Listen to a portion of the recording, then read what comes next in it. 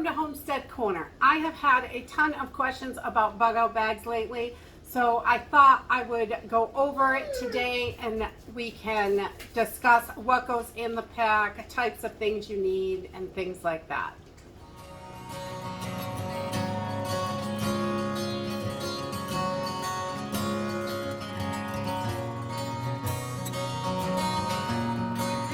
To just start this by saying that bugging out is not something that you jump and do. It is the absolute last resort. You do not want to just take it lightly. You really want to have a plan in place and have parameters. When do you need to bug out? Is it so dangerous that you're probably going to get killed where you are? That definitely is when you probably need to leave. And you know, you don't want to stick around when things start going really, really crazy. When it's too dangerous for you to stay, you want to have a plan in place to bug out. You don't just want to leave, because 9 times out of 10, if it is that crazy you have to leave, you probably are not coming back. There may be nothing for you to come back to. We have to remember that when we think about bugging out. But I do think it is important to have a bag ready to go, you know, bug out bag. You can call it whatever you want, a go bag, anything like that. Just something that you can grab at a moment's notice and go out the door and be prepared to survive, basically. You are in survival mode at that point when you have to grab that bag. So I thought today we would go over what you would put in a bug out bag. And I have had so many questions that I put together a little checklist here, and it's all stuff that I have in my bag. I tried to organize it for things I like together so it would be easy, and I will make sure I'm going to put a copy of it at the end of this video so you can screenshot it, or you are welcome to email me and I will send you the PDF of this checklist.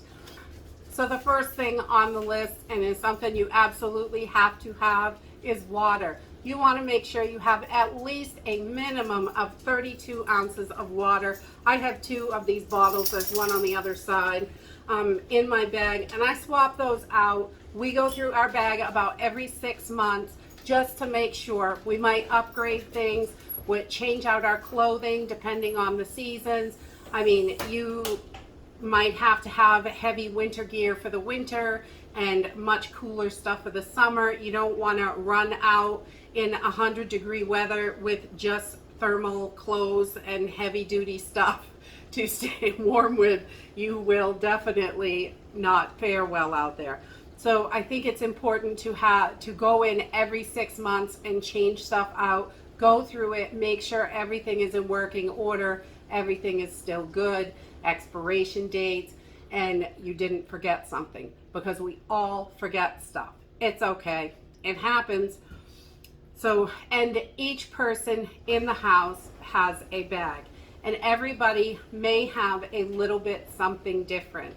So like our cooking kit, the cooking kits are kind of big. So I have some of it, my husband has some of it, a couple of the kids have some of it. Everybody has food, everybody has clothes, that type of thing. So, but you can break some of the stuff up if you're traveling in a family unit. You can break some of it up that you are going to be able to share in your unit. All right, so let's go on. In addition to the water, the 32 ounces of water to start, a minimum, even more if you can. It depends on how much you can carry for weight. You need to be able to carry this thing on your back. So the next thing is a water bottle. Now I have these so I can collect water in these after. So I have the water bottle. It is not going to last me forever. I probably will find something along the way. You know, you never know. I do also have a 1-liter bag in my water pouch over here. I have aqua tabs, things like that to help make water drinkable. You want a water filter as well, some sort of portable water filter. I have a Sawyer Mini We use the Life straws or the Sawyer Mini. Either one, both are very handy. These are easier. The Life straws are really hard to suck through and get them primed up and going. So, but they work, and they work really well. These last a super long time, and you can squeeze it. You don't have to suck the water through it. So I do like that. So a portable water filter is really important as well, because you can't carry enough water. Really, you can't. You're going to have to collect water as you move. The next thing is fire and lights. So I've got lighters in here, waterproof matches in here, ferro rod and striker. I really like, I have everything kind of sectioned off. Like I have water stuff in here, water bottles on the outside. This is a fire pocket. All my fire stuff is in here. That way I can find it. If I'm out, if I have to leave, I don't want to have to dig through the whole bag and everything in there. So I have things sectioned off. All of my toothpaste, deodorant stuff, all that's together. Everything is separated. And stuff that works as multi, that you can use for multiple things, is great. We have a fire starter rope. If I can get it out of here. There's tons of stuff in here. There it is. I can feel it. So we have this, it is paracord. This is paracord. You're going to need some sort of cordage. Inside of this, there is a red cord. If you pull this back, the red piece of that cord is a fire starter. You can get these. It's really easy. Comes with a ferro rod, most of them if you can find them.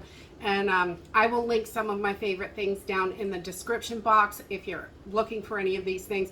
But this doubles as a twofer, so I don't have to carry fire starter stuff and, you know, like medium stuff to light on fire. I've got this to light on fire, and I've got lighters and stuff like that, but this is also rope. So anything that can do a double duty is really nice. Also a headlamp. Headlamps are wonderful because you are hands-free. If you have to set up a camp, whatever, you can wear the headlamp. You can do it in the dark. It works. A hand crank radio with a flashlight. It has a NOAA radio on it. Those are super handy to have, and they're pretty small and lightweight. Also glow sticks. We have the little glow snap lights or glow sticks, whatever you want to call them. Those work really well also. The next thing that we carry is shelter and clothing is the next section. A small tent, like an emergency tent, nothing fancy. You don't want to be carrying no big gigantic tent. Some kind of tarp, even a canopy like type thing, some sort of tent. Emergency blanket, you want that in there. Work gloves, a change of clothes, and I always put extra socks in. There is nothing worse than wet feet, and having fresh dry socks is important. And in the bottom of my bag, I have all of that stuff in there in a waterproof bag. It's that way my clothes are not going to get wet. The next thing is food. Food is super important. I have all my food right here in the top. You want to have stuff you can open and eat, granola, ration bars, anything like that. Freeze-dried foods, MREs. This is where those different brands of food come in handy for like Augustin Farms has emergency food. It's all that stuff that you just boil water and add it to, or you just have to boil it. Like I have granola in here because you can open and eat that. And then I have creamy chicken and flavored rice. This is one of the Augustin Farm meals, and you just have to add water and boil this. It's quick, it's easy. This isn't something I would cook at home, but it is definitely something that we keep in our bag because it's not going to go bad, and all I need is water to cook it. That's it. So that's where those things come in for that emergency time. You know, there's silverware, a couple of survival tabs, things you can just get some energy from. and keep going. You don't have to stop and cook and cook and cook, but everybody's got some of this food in their pack, so everyone's got it. And I like the top pocket because it's readily available, it's easy to get to. I know right where it is. All the food is together. A small stove, cooking kit, a little mess kit with, and you want to make sure you have utensils, metal utensils to cook with. You want to have those. And honestly, seeds. I keep seeds in there sealed in a plastic bag because I probably am not coming back. This will probably be nothing for me to come back to. So I have got to at least be prepared to figure something out. Tools. A multi-tool. We keep these little multi-tools hooked right on the straps. They're super handy. A heavy-duty knife, like a survival knife, a hunting knife, a tactical knife, something like that. Something that's good and strong and really gonna work when you get out there if you need it. A saw, folding saws. I have a little silky. They are beautiful. An axe or a hatchet type thing, and a sharpener so you can sharpen stuff. Really important. My husband carries the sharpener. I don't have it in there. And let's see, the next thing is protection. You are going to need protection. If you have to leave, there are so many different scenarios, so many things can happen. If you're leaving, other people are probably leaving. If you look at stuff that happened during disasters in this country, when we had hurricanes, we had floods, we've had all kinds of crazy stuff. When people are displaced, some people are doing irrational, horrible things. You need to be able to protect yourself. Pepper spray, a gun. You want to have extra ammo. If you have got a place to put more ammo, ammo's heavy, you're not going to carry tons of it. But having some on you and having a place where you could pick up more, a cache somewhere, something like that, would be super duper good. Also having some cash in that cache would be another thing I would do. My husband carries a crossbow. I don't carry that. I have just a small rifle. You've got to be able to protect yourself. You're not going to be the only one out there. You have to think of that. Pepper spray is another one. I can't remember if I said that. Wet wipes, baby wipes for your hygiene. Baby wipes are great. Wet wipes, hand sanitizer, toilet paper, just a little, they make the little camping rolls, or you could have the tabs. A lot of people like those little toilet paper tabs. Toothbrush, toothpaste, floss, soap, deodorant, all those things. I keep everything in a plastic 1-gallon bag. I can also use that bag to collect water if I have to. Anything that you can double duty. If you take medication, you're going to want to make sure you have got a supply of medication in there, whatever it is, or space so you can chuck it in real fast. Miscellaneous gear is the last thing, and that is your first aid kit, maps, compass, signaling mirror, an emergency whistle. A lot of this stuff we keep like right hanging around.